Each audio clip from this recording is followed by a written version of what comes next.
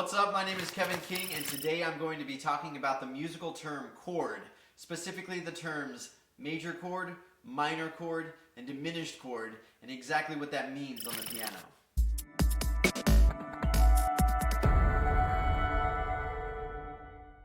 What's up? My name is Kevin King. I am the founder of Piano Kingdom and creator of Piano Tab. So my goal in this Music Theory Fundamentals series is to give you the framework of music, including all of the terms and how they fit together, including key, scale, and chord. So a chord is really nothing more than three notes that are played together at the same time.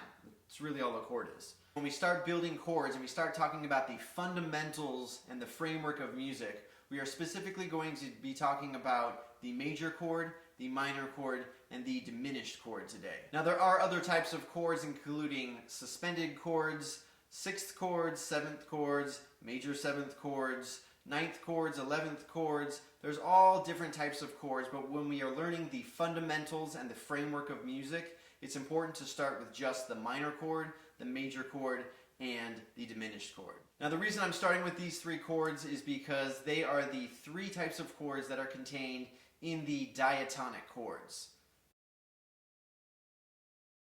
Now diatonic chords is a set of 7 chords that are made up out of notes in the scale for that specific key. Before we start talking about diatonic chords, you need to learn more about chords in general.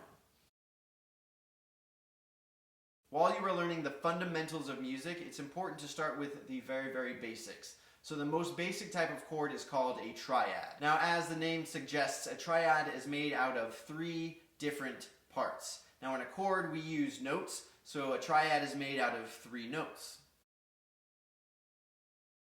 So I'm going to use the analogy of a veggie burger. I happen to be a vegetarian, so we are not going to use a hamburger analogy. So in this hamburger analogy there are 3 parts: the bottom bun, the middle patty, and the top bun. This is how we are going to start looking at chords. We're not going to add any mayonnaise, no cheese, no mushrooms, no tomatoes, no lettuce, no avocado, no jalapenos. We're not going to top the bun with anything. It's just the bottom bun, the patty, and the top bun.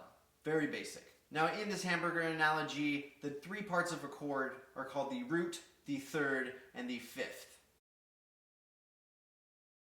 Now specifically when we start building chords, we're going to use different intervals.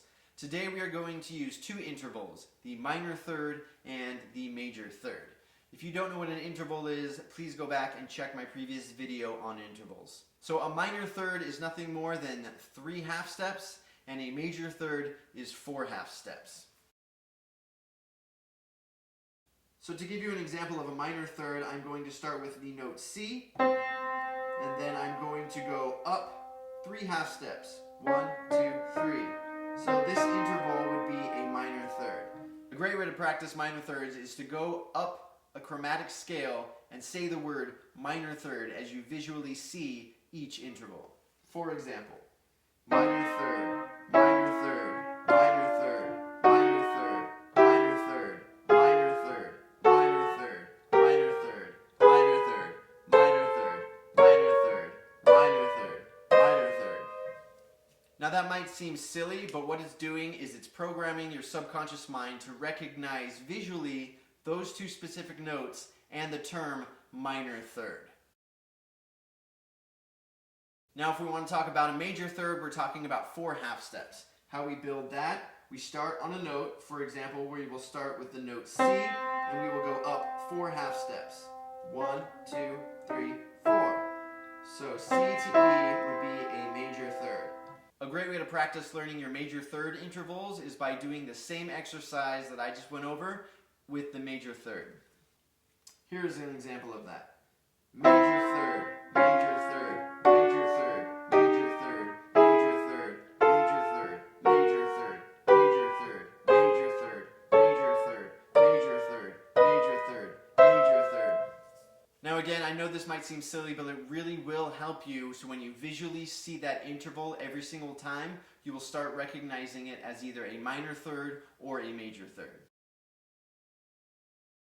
So we are going to start with the major chord. And the reason that we start with the major chord is when somebody says, hey, play me an A chord, they actually mean A major. They don't mean A minor, they don't mean A diminished, they don't mean A anything else, they mean give me an A major chord.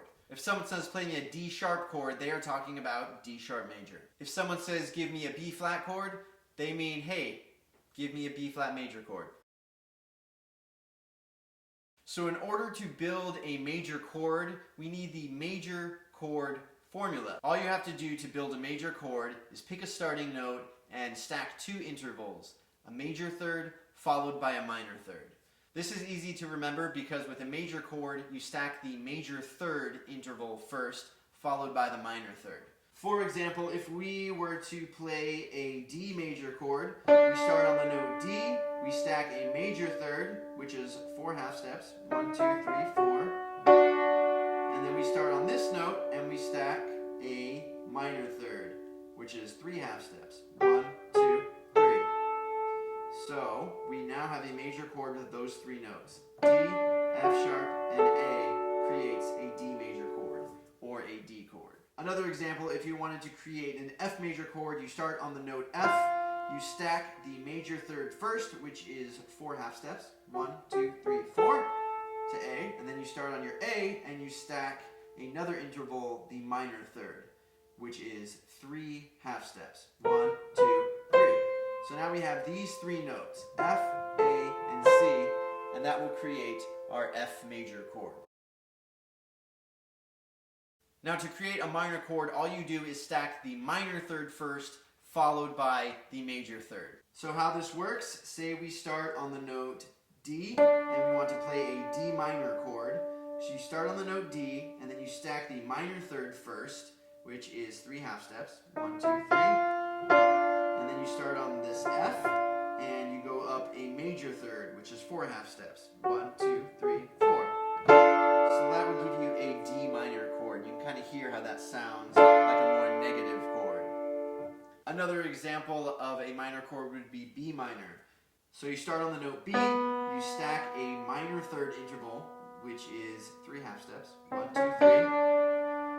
And then you start on this D and you stack a major third, which is 4 half steps, 1, 2, 3, 4. Those three notes create B minor, and again you can hear how negative it is. The last chord I'm going to cover today is called the diminished chord. Now a diminished chord is created by taking two intervals, a minor third and a minor third. If you want to create a C sharp diminished chord, you start on the note C sharp and you stack a minor third, 1, 2, 3, with another minor third, 1, 2, 3. That will be a C sharp diminished chord. Now you can hear how tense that sounds.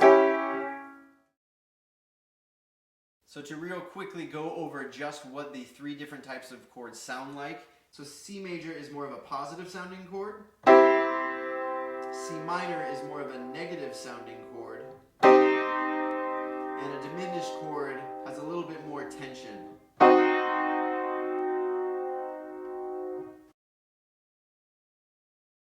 This is why I like to think of chords like hamburgers. You have your bottom bun, your top bun, and then you can change the middle, and that's really what changes the flavor of the chord. If we keep that same interval between C and G, just by changing the middle portion, which would be the veggie patty, we can change the complete tone of the chord.